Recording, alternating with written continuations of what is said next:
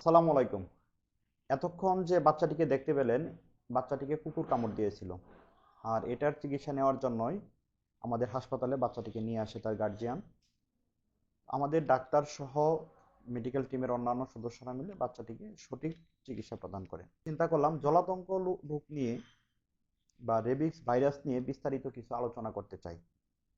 এটি ছড়ানোর ধরন, এটির চিকিৎসা এবং আমাদের করণীয় সম্পর্কে। আজকের এই ভিডিওতে আমার সাথে উপস্থিত আছে আনোয়ার, ডিএমএফ। আমি আনোয়ারের কাছ থেকে জানতে চাচ্ছি কি কি প্রাণীর কামড়ে জলাতঙ্কের সংক্রমণ হতে পারে বা রেবিসের সংক্রমণ হতে পারে সেই সম্পর্কে বলার জন্য।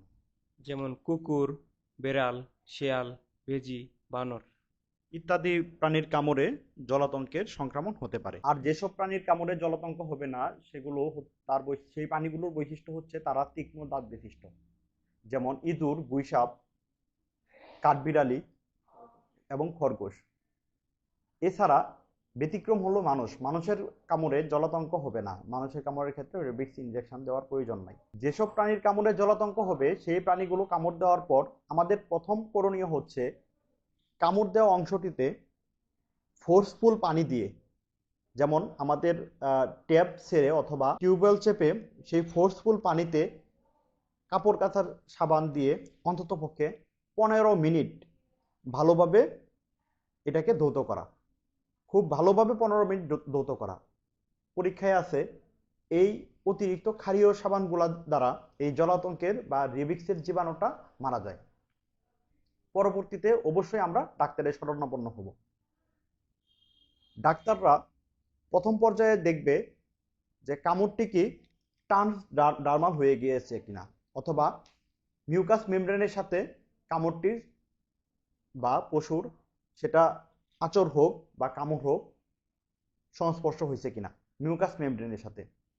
যদি মিউকাস মেমব্রেনের সাথে সংস্পর্শ হয়ে থাকে অথবা রোগীটি যদি শিশু হয়, ইয়ং চাইল্ড, সেই ক্ষেত্রে ডাক্তাররা প্রথম যে স্টেপ নেবে সেটি হচ্ছে রেবিক্স ইমিউনোগ্লোবুলিন ইনজেকশন প্রয়োগ করা। যেমন আমার হাতে আছে এখানে রেবিক্স ইমিউনোগ্লোবুলিন ইনজেকশন। এই রেবিক্স ইমিউনোগ্লোবুলিন ইনজেকশনটি আমরা পার কেজি বডি ওয়েটে দিব। যেমন একটা মানুষের ওজন যদি 20 কেজি হয়, সে পার কেজি বডি ওয়েটে 40 ইন্টারন্যাশনাল ইউনিট পাবে, কারণ ইনজেকশনটি হচ্ছে 1000 ইন্টারন্যাশনাল ইউনিট। 20 কেজি বডি ওয়েটের একজন মানুষ, সে 800 ইন্টারন্যাশনাল ইউনিট পাবে। তার মানে ইনজেকশনটি 5 ml আছে, সে 4 ml পাবে। 4 ml ইনজেকশনের মাধ্যমে আমরা প্রথম চেষ্টা করব অন্ততপক্ষে অর্ধেক তার ওন্ট এরিয়ায় দেওয়ার জন্য। যে জায়গাটা কামড় সেই জায়গার চারপাশ এবং সেই গর্তে আমরা ইনজেকশনটা স্প্রে করব। যদি রোগীটি শিশু হয় এবং অনেক জায়গা জুড়ে কামড় হয় অথবা মাল্টিপল জায়গায় তার স্ক্র্যাচ বা কামড় থাকে, গভীর ক্ষত থাকে, ওই ক্ষেত্রে ইনজেকশনটিকে তার বডি ওয়েটের সাথে ম্যাচ করে নেওয়ার পর 0.9% নর্মাল স্যালাইন দ্বারা ডাইলেট করে নেব। আমরা ক্ষতস্থানে লোকালি ইউজ করার পর বাকি যে ইনজেকশনটা থাকবে ওইটুকু আমরা গ্লুটিয়াল রিজনে দিব, গ্লুটিয়াল মাসলে দিব। অন্য জায়গায় দিলে সেটা সেলুলাইটিস বা অন্য সমস্যা তৈরি করতে পারে। তারপর আমরা দিব হচ্ছে রেবিক্স বিসি বা ইনজেকশন রেবিক্স নামে যেটা পাওয়া যাবে। এই ইনজেকশনটি দুই প্রকারের হয়। এক ধরনের ইনজেকশন শুধুমাত্র ইন্ট্রামাস্কুলার ইউজ করার জন্য হয়, মানে মাংসে দেওয়ার জন্য। সেটার ডোজ হবে 5টা, যেমন 0, 3, 7, 14 এবং 28 নাম্বার দিন। যদি এই ইনজেকশনটা আমরা দেই, যেটি আমার হাতে আছে রেবিক্স বিসি, এই রেবিক্স বিসি ইনজেকশনটি দুইভাবে দেওয়া যায়। এই 1 মিলি ইনজেকশনটি মাংসপেশিতে দেওয়া যাবে,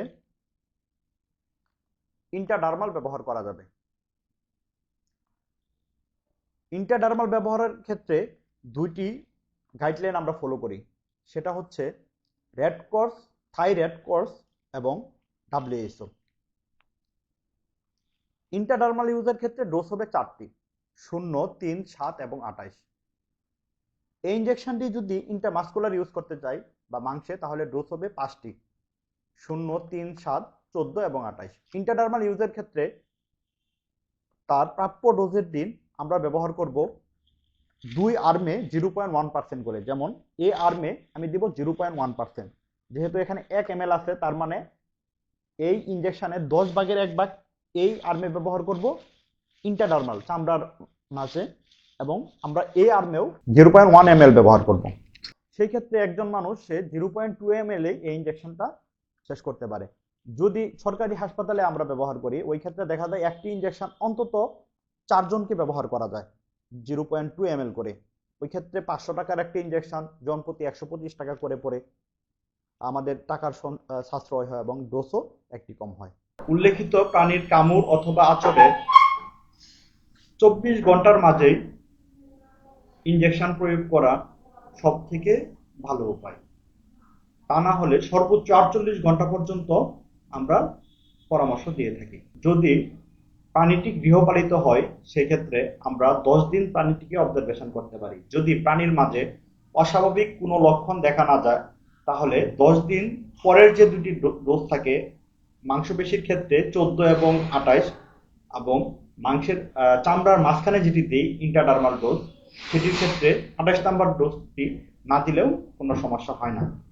জলাতঙ্ক রোগের প্রাথমিক লক্ষণগুলোর মধ্যে হচ্ছে রোগীর মাথা ব্যথা, গলা ব্যথা, জ্বর, কামড়ের জায়গায় খিঁচুনি, অতিরিক্ত লালা পড়া, অনিদ্রা, রোগীর ভিতরে একটি ভীতি কাজ করা এবং পানি দেখে ভয়, যেখান থেকে রোগের নাম হয়েছে জলাতঙ্ক বা জলে আতঙ্ক, হাইড্রোফোবিয়া। যদি ইনজেকশন দেওয়ার পরও কোনো রোগীর এই লক্ষণগুলো প্রকাশ পায়, তাহলে অবশ্যই নিকটস্থ সংক্রামক হাসপাতাল যেটি থাকে সেখানে যোগাযোগ করা। যেহেতু জলাতঙ্ক রোগের শেষ হয় মৃত্যু দিয়ে, তাই সকলের প্রতি আহ্বান থাকবে, আপনাকে যদি কুকুর, বিড়াল, বেজি, বানর, শেয়াল ইত্যাদি প্রাণী কামড় অথবা আঁচড় দেয়, তাহলে অবশ্যই সাথে সাথে নিকটস্থ স্বাস্থ্য কেন্দ্র অথবা ডাক্তারের পরামর্শ নিয়ে সুচিকিৎসা গ্রহণ করুন। ধন্যবাদ।